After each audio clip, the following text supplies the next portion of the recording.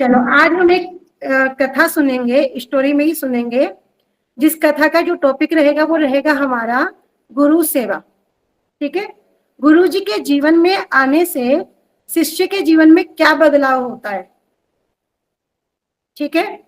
तो इसमें हम सुनेंगे श्रीमद् भागवतम में एक कथा आती है स्कंद पुराण में कि एक शिकारी था।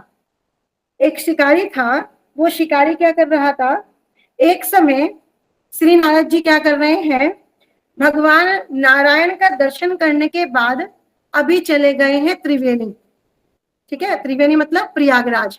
अभी जब प्रयागराज गए हैं स्नान करने के लिए तो जंगल जंगल के रास्ते जाना पड़ता है। अभी जब जंगल के रास्ते जा रहे हैं तो जंगल के रास्ते जाते जाते नारद जी क्या देखते हैं, एक हिरन को बांध लगा हुआ है और वो बड़ा छटपट छटपट छटपट कर रहा है और उसकी टांगे भी टूट गई हैं और वो बड़ा तड़प रहा है। अभी नारद जी ने देखा ये इसकी ऐसी स्थिति किसने करी। अभी नारद जी से देख के थोड़ी दूर आगे गए। थोड़ी दूर जब आगे गए तो वहां पर देखा एक जंगली सुअर। अभी जो वो जंगली सुअर था उसका भी क्या था, उसको भी एक बांध लगा हुआ था और उसकी भी टांगे क्या थी, टूटी हुई थी और वो भी बड़ा छटपट छटपट छटपट कर रहा था। अभी नारद जी और थोड़ा आगे गए। जब थोड़ा और आगे गए तो देखा क्या, एक खरगोश पड़ा है। खरगोश की भी अवस्था उसी प्रकार, उसको भी बांध लगा है और ऐसा देखते कि भैया नारद जी तो देख रहे हैं कि ये तड़प रहा है। नारद जी का हृदय तो बड़ा व्याकुल हो गया। नारद जी तो सोच में पड़ गए, अरे अगर कोई मारेगा किसी को पूरा मार दे, है ना। अभी उसे मारा भी नहीं और जिंदा भी नहीं छोड़ा। अब नारद जी तो बड़े दुखी हुए। अभी नारद जी जब और आगे गए तो देखा क्या, जंगल में एक पेड़ के पीछे एक शिकारी छुपा खड़ा है और वो शिकारी क्या कर रहा है, वो बाण को लेके और तैयार खड़ा है और सारे पशुओं को ऐसे ही अधमरा मारने के लिए, पूरा मारने के लिए नहीं, ऐसे ही आधा मारने के लिए खड़ा है। तब तो जब शिकारी को नारद जी ने देखा, वो शिकारी देखने में कैसा, पूरा काले रंग का, आंखें उसकी बड़ी बड़ी लाल लाल आंखें और देखने में बड़ा भयानक, मानो ऐसा लगता जैसे कि साक्षात जो यमराज ना वो वहां पर खड़े हो। जब नारद जी ने देखा, अभी नारद जी ने क्या किया, उसी शिकारी की तरफ को चल दिए। अभी जब शिकारी की तरफ गए, शिकारी तो भैया बाण लेकर और पशुओं को मारना चाह रहा था। अभी नारद जी की आवाज सुनी, सारे जो पशु थे वहां से भाग गए। अभी जब भाग गए तब क्या हुआ, तब तो शिकारी को बड़ा गुस्सा आया। शिकारी को तो बड़ा गुस्सा आया और तो और अभी नारद जी को वो गलत सलत बोलने लगा। लेकिन नारद जी कौन है, नारद जी तो भगवान के भक्त हैं, तो वो कुछ बोल ही नहीं पाया, उनको कुछ गलत बोल नहीं पाया। तब शिकारी पूछता है कि नारद जी, आप वन में जो चलने वाला जो मार्ग है उसको छोड़कर आप इधर क्यों आ गए। ऐसा जब पूछा तो नारद जी कह रहे, भैया मैं तुमसे कुछ पूछना चाहता हूँ। बोला पूछने की बात नहीं है, तुम इधर आए, मेरे तो सारे के सारे पशु भाग गए, जितने मैंने शिकार कर रखे थे सबके सब तो भाग गए। अभी उसे तो बड़ा गुस्सा आ रहा है। लेकिन नारद जी कह रहे, अच्छा मुझे एक बात बताओ, मेरे मन में ना एक संशय है, मतलब डाउट है, हमारे मन में डाउट आता है ना, तो नारद जी कह रहे मेरे मन में भी एक संशय है, एक डाउट है। क्या डाउट है कि मैंने ना रास्ते में आते हुए एक हिरन को देखा, वो भी आधा मरा हुआ पड़ा था। फिर मैंने एक जंगली सुअर को देखा, वो भी आधा मरा पड़ा था। फिर तो मैंने एक खरगोश को देखा, वो भी इसी तरह उसकी अवस्था थी। मुझे लगता है ये सबके सब तुम्हारे ही हैं। अभी शिकारी तो कह रहा और क्या, सबके सब तो मेरे ही हैं, आप जो सोच रहे हो ना वैसा ही है। अभी शिकारी तो ऐसे बोलने लगा। नारद जी कहने लगे, अगर तुम किसी को बाण मार रहे हो तो भैया एक काम करो ना, उसे पूरा खत्म कर दो। तुम उसे पूरा खत्म कर दो, तुम उसे आधा मार के क्यों छोड़ते हो। तो शिकारी कहने लगा कि नारद जी सुनो, मेरा नाम है मृगारी। हाँ, तो शिकारी कहने लगा, नारद जी सुनो, मेरा जो काम है ना, मेरा काम मैं करता हूँ अपने पिता के सिखाए हुए। मेरे पिता ने तो मुझे यही शिक्षा दी है और इसलिए मैं ऐसा काम करता हूँ कि बाण मार के उन सब जीवों को आधा मरा हुआ छोड़ देता हूँ। और जब वे छटपट छटपट छटपट करते ना, दुख में दर्द में जब वे चिल्लाते हैं, मुझे तो बड़ा आनंद होता है। नारद जी तो बड़े दुखी हुए। नारद जी कहने लगे, अच्छा एक बात बताओ, मैं तुमसे एक वस्तु मांगना चाहता हूँ, तुम मुझे दोगे। शिकारी ने सोचा क्या मांगेंगे, या तो कोई पशु मांग लेंगे, या कोई हिरन की खाल मांग लेंगे, या बाघ की खाल मांग लेंगे। तो शिकारी कहने लगा, हाँ हाँ ठीक है नारद जी, आपको जो चाहिए आप ले लो।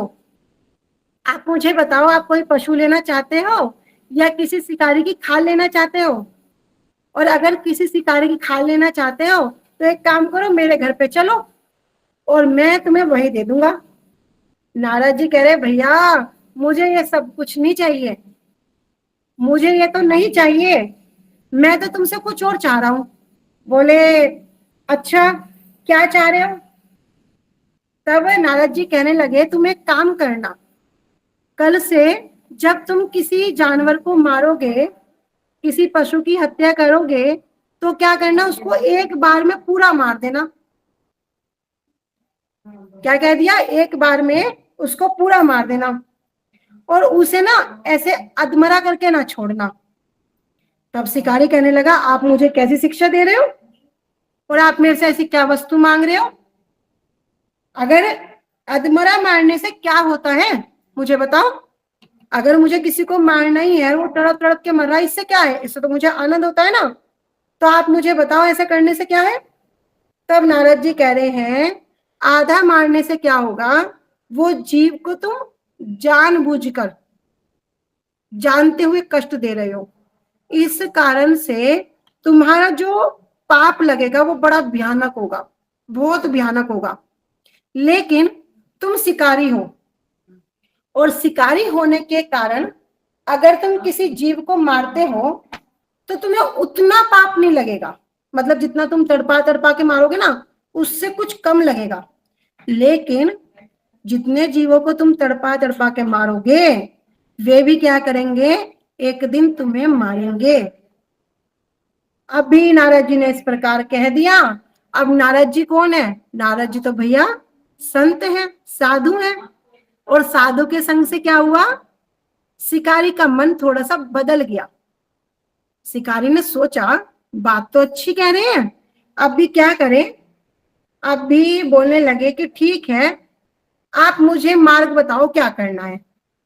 अभी शिकारी नारद जी से पूछता है चलो बताओ क्या करना है, क्योंकि भैया बचपन से तो मेरा यही काम है, और मैं तो इसी काम को जानता हूँ, और इसी काम से अपना पालन पोषण करता हूँ, पेट भरता हूँ।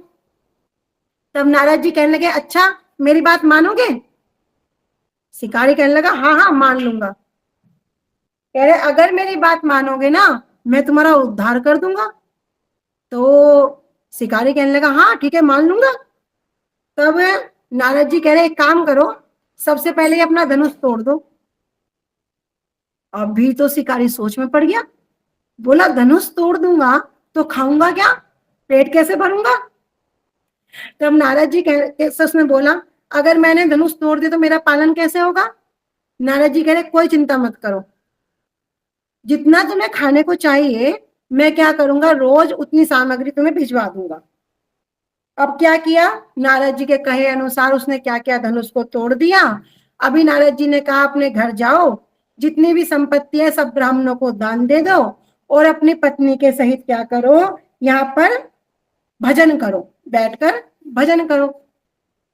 अभी नदी के तट पर दोनों पति पत्नी आ गए, दोनों वहां पर कुटिया बनाकर भजन करने लगे। अभी भजन करने लगे।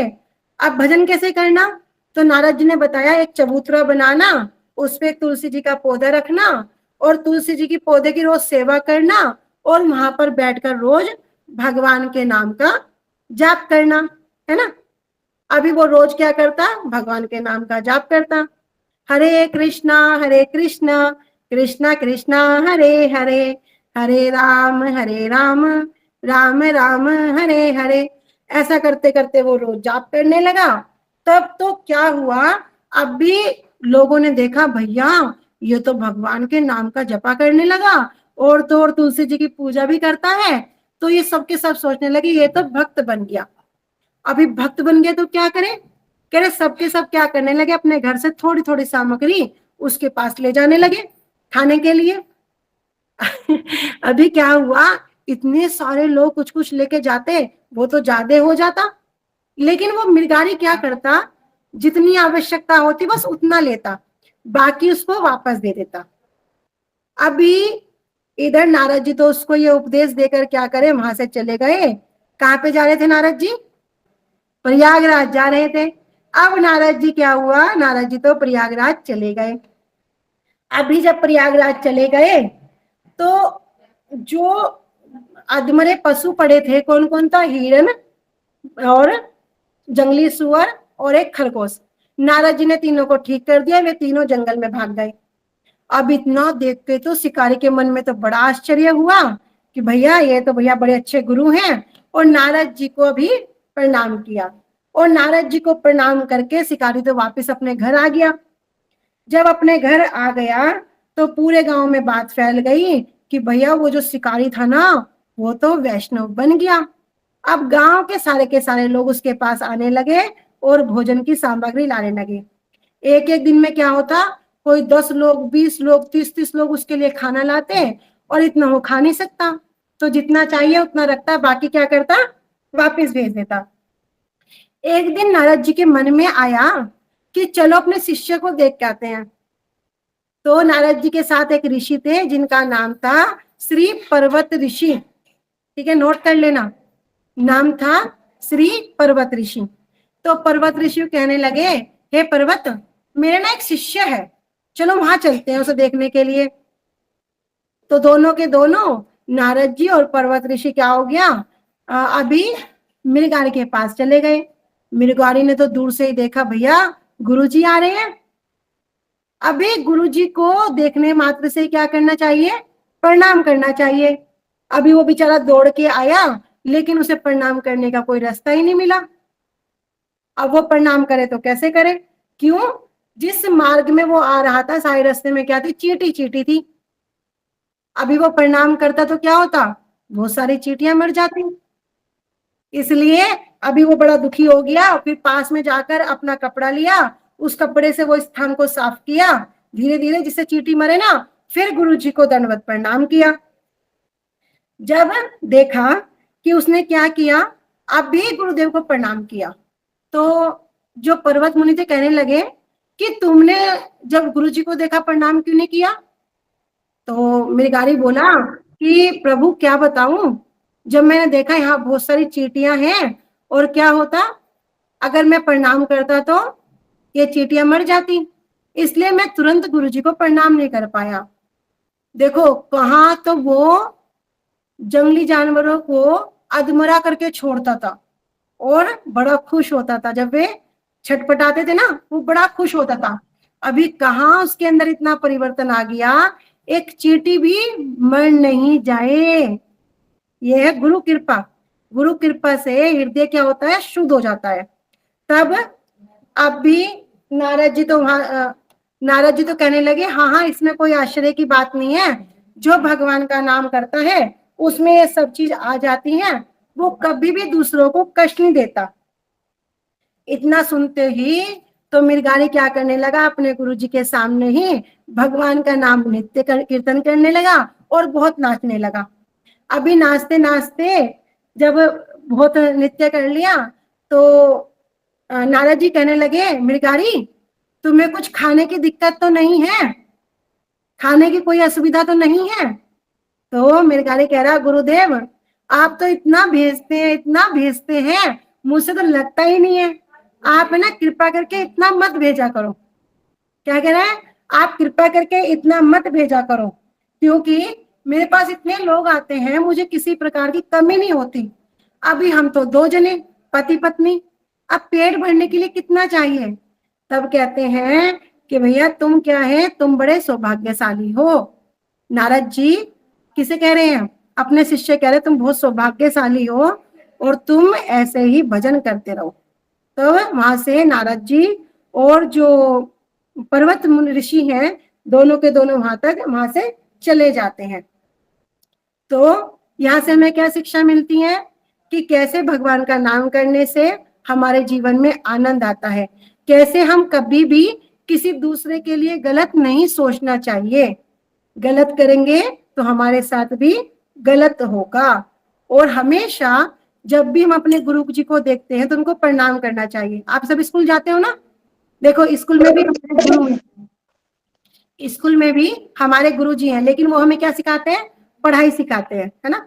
माता पिता भी हमारे गुरु हैं, माता पिता भी हमें क्या करते हैं, अच्छी चीजों को सिखाते हैं और बुरी चीजों से दूर रखते हैं। सिखाते हैं ना, बेटा यहाँ नहीं जाना, बेटा ऐसे लोगों का संग नहीं करना। अब देखो आप सब लोग यहाँ पे बैठे हो, किसकी वजह से बैठे हो, अपने माता पिता की वजह से बैठे हो ना। अपने मम्मी पापा की वजह से बैठे हो?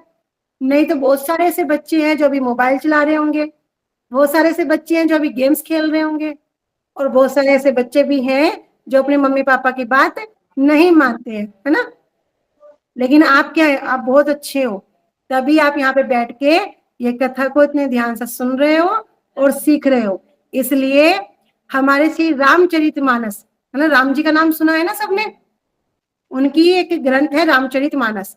उसमें क्या वर्णन आता है कि प्रातः उठे श्री रघुनाथा, मात पिता गुरु नमहि माथा। क्या करो रोज सुबह उठ के?